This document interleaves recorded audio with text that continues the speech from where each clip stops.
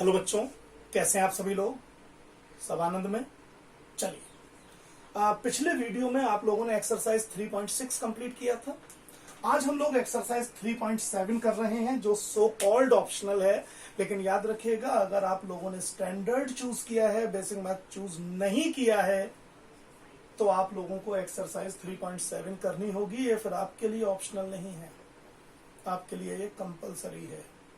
ये केवल उन्हीं के लिए ऑप्शनल है जिन्होंने बेसिक मैथमेटिक्स चूज किया है, यानी जिनको आगे मैथ नहीं पढ़नी है।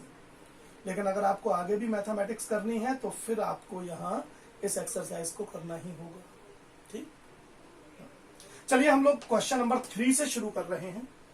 बढ़िया क्वेश्चन है ये। क्वेश्चन ये है कि अ train covered a certain distance at a uniform speed. If the train would have been 10 km/h faster, it would have taken 2 hours less than the scheduled time. And if the train were slower by 10 km/h, it would have taken 3 hours more than the scheduled time. Find the distance covered by the train. हम इसको देखिए कैसे करेंगे। मान लीजिए train को किसी point A से किसी दूसरे पॉइंट बी तक जाना है। हम इमेजिन करते हैं, हम मान लेते हैं कि let speed of time, let speed of train bx and time taken, it is scheduled time. Scheduled time taken is y. Obviously distance बन जाएगा xy. ये हमने मान के चला। अब देखिए क्वेश्चन क्या है। क्वेश्चन ये है कि if the train would have been 10 km/h faster, it would have taken 2 hours less than the scheduled time. यानी अगर ट्रेन की स्पीड तो हो जाए x + 10 इनके अकॉर्डिंग, यही है ना, 10 km/h फास्टर, तो जो इसको टाइम लगने वाला है, तब जो टाइम लगेगा, ये केस नंबर 1 ले रहे हैं हम लोग, केस फर्स्ट, तो जो इसको टाइम लगने वाला है वो 2 आवर कम लगने वाला है। ये स्पीड हो गई है, ये km/h में है और ये टाइम भी आर में है। लेकिन जो डिस्टेंस रहेगा इस केस में वो आ जाएगा x + 10 × y - 2। लेकिन भाई जब आप इसको सॉल्व करेंगे, वो डिस्टेंस तो वही रहेगा ना जो पहले था, x y। तो जो प्रोडक्ट ये आएगा वो x y के ही इक्वल आएगा। हम ऐसे भी कह सकते हैं कि x y -2x + 10y - 20 = xy। यहां समझो, देखो स्पीड चेंज हो गई, उसी के अकॉर्डिंग टाइम चेंज हो गया। दोनों का प्रोडक्ट अभी भी डिस्टेंस है, लेकिन वो डिस्टेंस तो वही रहेगा जो पहले था। इससे हमें फायदा ये हुआ, x y is cancelled by x y and I got -2x + 10y = 20, और आई कैन राइट 2 से और डिवाइड कर देते हैं, -x + 5y = 10। तो ये मुझे इक्वेशन नंबर 1 दी गई। ये बात समझ में आपकी। अब हम केस सेकंड से दूसरा वाला सिनेरियो निकाल लेते हैं। Let we take case second. Case second में ये कह रहे हैं, end of the train were slower by 10 km/h। तो अब जो न्यू स्पीड हो गई, इट इज x - 10। पिछली बार ये x + 10 थी। Then the time it would have taken 3 hours more than the scheduled time.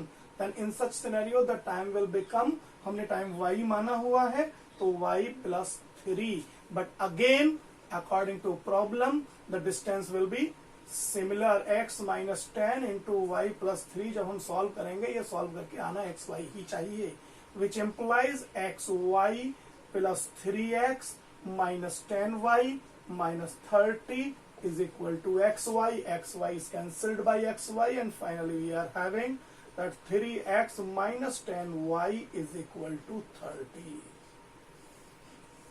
Now we have two equations, equation number 1 and equation number 2, और मैं इनको सॉल्व करके तो नहीं दिखा रहा हूं, because I am dead sure कि इसको आप बहुत आसानी से अब कर लेंगे, इसमें मुझे कोई डाउट नहीं है। ठीक, इसको पॉज करिए वीडियो को, इसको नोट कीजिए, मैं आगे वाले क्वेश्चन पे आ रहा हूं। ओके चलिए,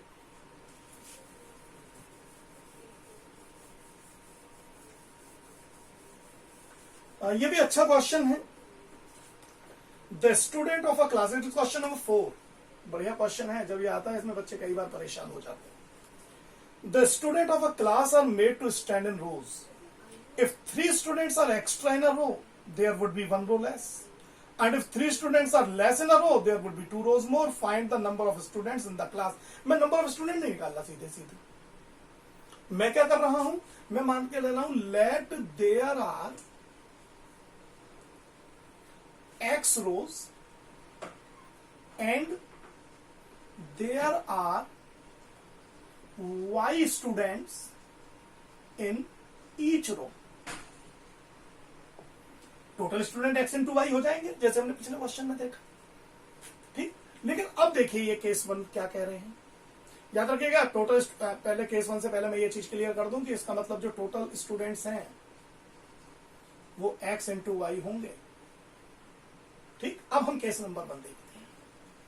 केस नंबर 1 क्या है, दे आर सेइंग कि if 3 students are extra in a row, there are x rows and y student, तो स्टूडेंट हमने कर दिए y plus 3। Then there would be 1 row less, तो रोज एक्स से होके एक्स माइनस 1 रहेगी, लेकिन अभी भी ये टोटल नंबर ऑफ स्टूडेंट आएगा अगर मैं प्रोडक्ट कर दूं तो। और ये वही आएगा जो पहले था, ऑब्वियसली एक्स वाई, स्टूडेंट थोड़ी कम ज्यादा हो जाएंगे। और अब इक्वेशन बन जाएगी x y minus y plus 3x minus 3 is equal to xy. xy is cancelled by xy and I got 3x minus y is equal to 3। बन गई पहली इक्वेशन, देखिए बड़े आसानी से। केस सेकंड लीजिए। केस सेकंड में they are saying if 3 students are less in a row, पहले y स्टूडेंट माने थे, अब 3 स्टूडेंट कम कर रहे हैं तो हम y माइनस 3 कर लेते हैं। तो ये कह रहे हैं देयर वुड बी 2 मोर रोज, यानी रोज हो गई x प्लस 2, लेकिन अभी भी total number of student will be x y and now it will become x y plus 2y minus 3x minus 6 is equal to x y is cancelled by x y and I get minus 3x plus 2y is equal to 6। Equation number 2। अब इन दोनों equation को solve करना कोई बड़ा काम नहीं है, बहुत आसानी के साथ आप इन्हें चाहेंगे तो इन्हें सॉल्व कर लेंगे, there is no problem as such. सही बात है ना। तो इस तरीके से इसको भी मैं जल्दी से इसको बस नोट करिए, एक आध क्वेश्चन और देख लेते हैं। आइए क्वेश्चन नंबर 7 पे आइए। अब देखने में थोड़े बढ़िया से लग रहे हैं ये question. Question number 7 part number 1, it is px plus qy is equal to p minus q। Okay. Second is qx minus py is equal to p plus q. इसे हमें सॉल्व करना है। 3 मेथड है मेरे पास, मैं सब्स्टिट्यूशन से भी कर सकता हूं, मैं अगर चाहूं तो इसको क्रॉस मल्टीप्लिकेशन से भी कर सकता हूं, जिससे चाहे उससे कर सकते हैं। मैं इसको क्रॉस मल्टीप्लिकेशन से करता हूं, चलिए देखते हैं क्या होता है। तो जो पहली इक्वेशन है वो क्या बन जाएगी, px प्लस qy, इसको इधर ले आइए तो plus q minus p is equal to 0, यही तरीका रहता है। और qx minus py minus q minus p is equal to 0। फिर तरीका होता था x over y over 1 over x छिपा लिया, तो यहां y के लिए बना q माइनस p, और यहां पर ये पूरे नोट होंगे q माइनस p और माइनस q माइनस p। अब हमने y को छिपा लिया, ये तो लिख गया, अब यहां p और q। अब हमने इसको छिपा लिया तो P और Q लिख गया, तो यहां आ जाएगा Q एंड माइनस P। समझ रहे हैं ना आप ये चीज? चलिए, विच इम्प्लाइज, अब हम इसको x अपॉन करके लिख देंगे, Q की मल्टीप्लाई इससे, तो Q एक ब्रैकेट में और माइनस Q माइनस P दूसरे ब्रैकेट में, माइनस पहले इधर से मल्टीप्लाई किया, minus P into Q minus P equal to, अब y अपॉन पे आएगी, Q minus P into Q, तो एक ब्रैकेट में Q दूसरे में Q माइनस P माइनस, अब इधर से चलिए, P into minus Q minus P। चलिए सर, ठीक। अब इज इक्वल टू 1 अपॉन, जब 1 अपॉन लेंगे तो फिर P into minus P minus Q into Q। ठीक है सर। अब ऊपर आ जाते हैं, चलिए इधर देखते हैं, x अपॉन, यहां क्या बनेगा, इसको ध्यान से देखिएगा, minus Q square minus QP, minus Q square minus QP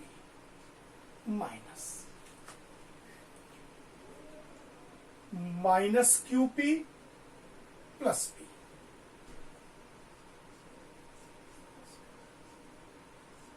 यहां साइन का बहुत ध्यान रखना होगा, ये इस माइनस को मैंने अभी टच नहीं किया है, केवल माइनस PQ और minus minus plus PP।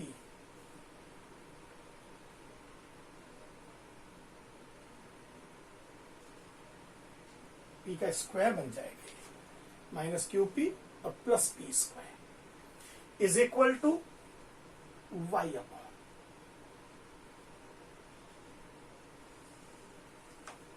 y upon में आएगा Q square minus QP minus, अभी इसलिए माइनस है, माइनस QP और minus P square is equal to 1 upon minus P square minus Q square. ठीक है। अब हम एक बार इन दोनों को लेंगे और तब सॉल्व करेंगे। ठीक है। इसको पहले पॉज करके नोट कर लीजिए, जिससे हम आगे बढ़ें। ठीक, हटा देते हैं हम इसको ही अब हम आगे चलाएंगे।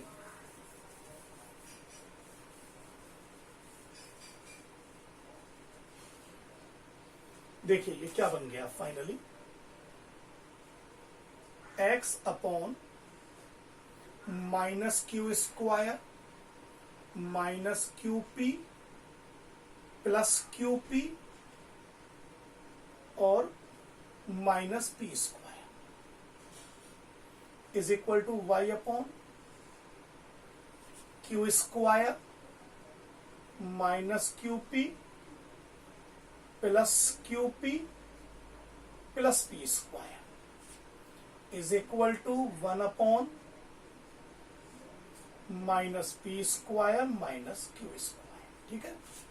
अब यहां QP से QP तो कैंसिल हो जाएगा और यहां भी QP से QP कैंसिल हो जाएगा, तो finally what I got x upon minus Q square minus P square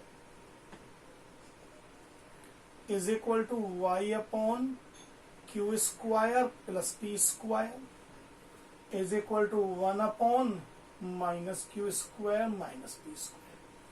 पहले इन दोनों को लीजिए फर्स्ट और सेकंड से। नाउ